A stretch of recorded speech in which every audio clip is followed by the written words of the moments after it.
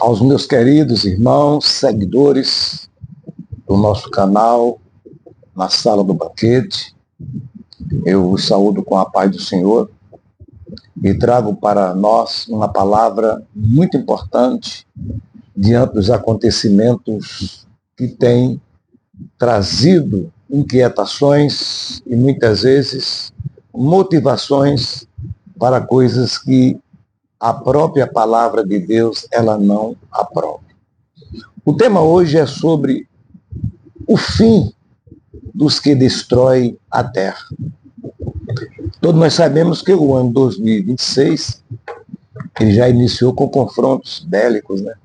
Aquele confronto bem light, né? Que surpreendeu todo mundo, com a prisão do narcotraficante terrorista, né?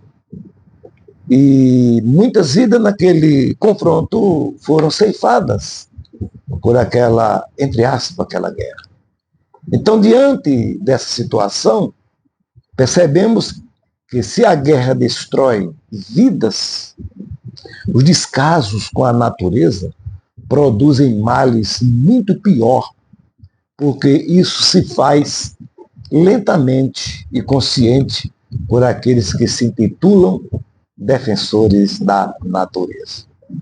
Mas quando nós abrimos a nossa Bíblia, a palavra de Deus, em Apocalipse, capítulo 11, e os versículos de 15 a 18, temos claramente a descrição do que vai acontecer com aqueles que querem destruir a terra. Quando Jesus Cristo, na sua vinda, narra a própria palavra de Deus, aparecer nas nuvens dos céus, com poder e grande glória, junto com a sua igreja amada, para reinar para sempre sobre a terra, diz a palavra do Senhor. Neste momento, as nações ficarão enfurecidas, os mortos serão julgados, e chegará o tempo em que ele, Jesus, destruirá os que destroem ou querem destruir a terra. Essa expressão usada na profecia dos 24 anciãos se refere aos iníquos. A Bíblia deixa claro que uma das características da iniquidade é destruir a terra. É bem claro. E quando diz aqui no capítulo 11, eu vou ler para os irmãos, estou aqui com a Bíblia Sagrada Tradução Brasileira, no capítulo 11 de Apocalipse, versículo 15, que abre a sétima trombeta, diz assim: o sétimo anjo tocou a trombeta.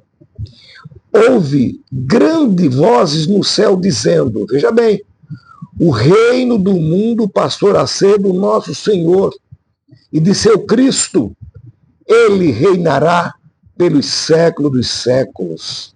Os 24 anciãos que estão sentados diante de Deus, sobre os seus tronos, prostrarão-se os seus rostos em terra, ou seja, prostrarão seus rostos, claro que não é em terra, e adorarão a Deus, dizendo, graças te damos, Senhor Deus, Todo-Poderoso, que és e que eras, porque tens tomado o teu grande poder e entraste no teu reino. Aí vem o ápice, o clímax da situação. As nações encherão-se de iras, mas veio a tua ira e o tempo de serem julgados os mortos e dá recompensa aos teus servos, os profetas, e aos santos e aos que temem o teu nome, aos pequenos e aos grandes, e de destruir os verdadeiros destruidores da terra, ou aqueles que procuram destruir o planeta Terra. Nunca se destruiu tanto a natureza como em nossos dias. É bem lembrado há pouco tempo como vimos a farsa da COP30, onde os líderes, eles mesmos são os responsáveis pela destruição da natureza, mas uma coisa ele esquece, que a própria natureza, ela está reagindo. Não podemos observar as enchentes catastróficas na Europa, Ásia, no Brasil, para não falar das queimadas dos Estados Unidos e em outros locais espalhados no planeta. Isso é evidente. Bem recente no nosso Brasil, só se falava na COP30, cujo evento, como os demais, cujo objetivo era despertar a consciência ecológica das nações para minimizar a destruição da Terra pela poluição provocada pelo homem. No entanto, foi um fracasso devido às incoerências praticadas pelos próprios líderes que promoviam o evento. Lamentável, né? Falavam de proteção e eles mesmos deram prova que são os responsáveis pela destruição da Terra, como a própria mídia do mundo divulgou. A imprensa internacional se encarregou de classificar os resultados dessa conferência como pífios. Isso porque as decisões que poderiam mudar positivamente os rumos da relação homem e terra foram alteradas em prol de interesses particulares, políticos, econômicos de muitas nações, inclusive da nossa, infelizmente, lamentavelmente, o Brasil. Assim, um homem sob o domínio do pecado destrói não só a si mesmo, mas também tudo à sua volta. Veja que coisa triste, quando o apóstolo João, o mesmo que escreveu o Apocalipse, ele afirma em sua primeira epístola que o mundo jaz no maligno. 1 de João, capítulo 5 e versículo 19. As Sagradas Escrituras ensinam que o mundo está atualmente debaixo do governo de Satanás. Deus não controla diretamente este mundo ímpio, cheio de pessoas pecaminosas, maldades, injustiças e crueldades. Ele não causa e não deseja de forma alguma todo o sofrimento que há na terra. Nem tudo que ocorre aqui procede da boa, agradável e perfeita vontade de Deus. Satanás, o Deus desse século, o Deus desse mundo, o maligno de que fala João, controla o presente século.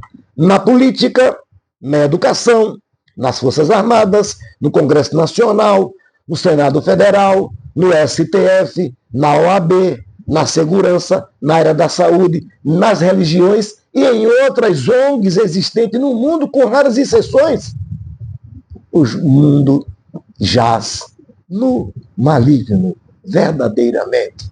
Infelizmente, a destruição da terra por meio do homem, instigado pelo gênio do mal, continuará. No entanto, para alívio nosso, haverá um dia em que todas as injustiças terão seu fim, inclusive aos que dizem respeito à criação. Deus é soberano. O diabo só age devido à vontade permissiva de Deus. Em outras palavras, tudo está sob o controle divino. Deus apenas autolimita seu poder só por um pouco de tempo, né?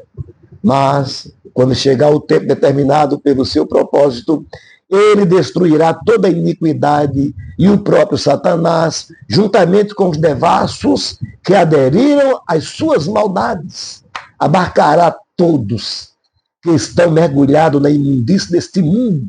Hoje eles humilham o próximo, movido pelo ódio e pela vingança diabólica. Em seguida, Deus estabelecerá o novo céu e nova terra, quando reinará a justiça. Então os efeitos da redenção divina terão afetado a própria criação. É bíblico. Jesus confirmou em Mateus 5:5, bem-aventurados os mansos, porque eles herdarão a terra. Vejam que a promessa divina deixa claro que, no final, quando Jesus vencer todos esses males, não é os violentos que destroem a terra que herdarão, mas os humildes e submissos diante de Deus. Aqueles, como Paulo afirmou, o grande apóstolo, foram remidos de toda iniquidades e purificados para ser um povo seu. zeloso e de boas obras, quando escreveu para Tito, no capítulo 2, versículo 15. Então descansemos no Senhor, porque todas as injustiças serão desfeitas e a igreja será arrebatada, queira ou não. Nós iremos descansar com o Senhor e esta terra, o próprio Jesus restaurará para destino daqueles que procuram desfazer a sua palavra. Vão sofrer eternamente no lago de fogo com o diabo e seus anjos. Que Deus continue abençoando você e que você esteja fora deste rol que acabei de falar, mas dentro daquele rol que preserva a natureza, esperando de Deus a sua própria redenção. Comente, deixe seu like, compartilhe e Deus continuará te abençoando em nome de Jesus. Amém.